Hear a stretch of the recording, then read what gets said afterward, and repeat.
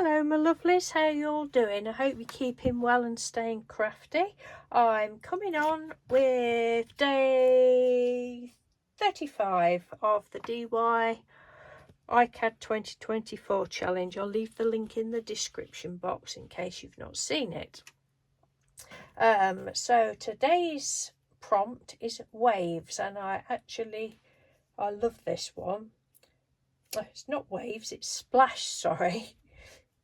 And that's why I've just said waves, and this is what I've come up with. I love this, I really do love this one.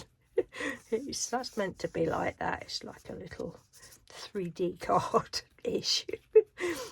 But yeah, so for the waves, I've used some of the lovely Julie Green Macaroni's papers that she sent me. I've still got one sheet left of the lighter tones, Julie, and this is the last piece of that one, but I didn't want to mix the colours.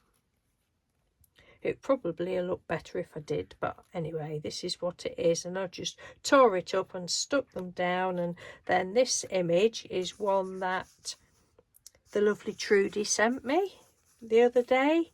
She'd sent me a load of, oh excuse me, my voice is going, a load of images, and as soon as I spotted that I thought, right, that's going on the splash one.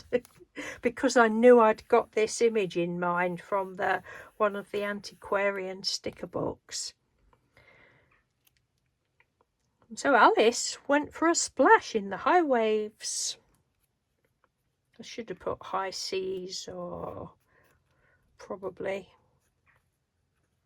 But anyway, she went for a splash and she did enjoy it. But I love it.